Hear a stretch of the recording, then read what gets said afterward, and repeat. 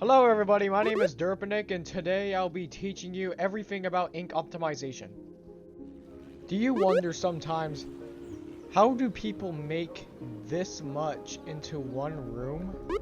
But every time I try to make a room this big, I will start building and then suddenly I'm out of ink.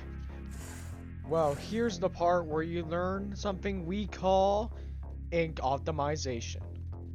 First off, I'm going to start with how do you build using less ink.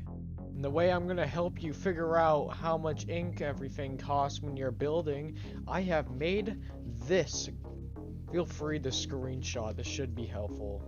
And with that information in mind, we can now say that these shapes are not very helpful. This one's kind of good though. But everything else should burn. Now once you know what shapes you should be using, now you need to merge them together. So use the select tool and then select the shapes that you want to merge together. When you merge them like that, you save ink, but also they all get merged into one big object. Now you can choose to do this, but you go to the configure tool, select the object, go to physics modes, and change it to decoration. This will save a little bit more ink as well. But what if you want to climb on the boxes like this? They look so complex with multiple shapes, but they're all environmental. So it's better off if you actually keep a decoration. You go through it. So it's like, well, I want to jump on the boxes. Here's a solution. Make a separate shape, make it environmental, and use a spear. Why a spear? Why not a cube?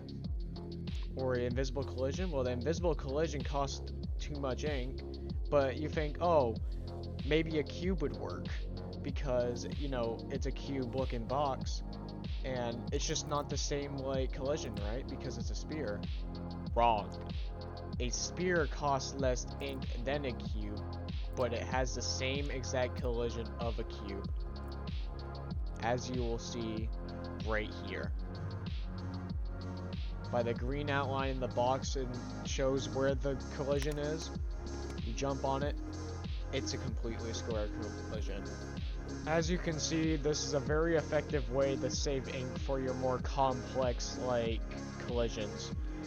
Like floor to walls, to the ceiling, anything. Anything that needs collision that the player can run into, but it's a more advanced and fancy looking object, I recommend turning that object to decoration and just putting like a spear inside of it as its collision. Now, here's some extra ways you can save ink. Depending on the room that you're building, this could or could not be helpful. First thing, CV2 is better for saving ink. Now let's talk about emitters. Emitters are used to create particle effects. Most people use a bunch of them, but you only really need to use one. Create an animator, connect it to the emitter component, and then start animating it to the directions that you want the particle to spawn. Then, it should spread the particle effect on that trail. Next, this is only useful for PvP rooms.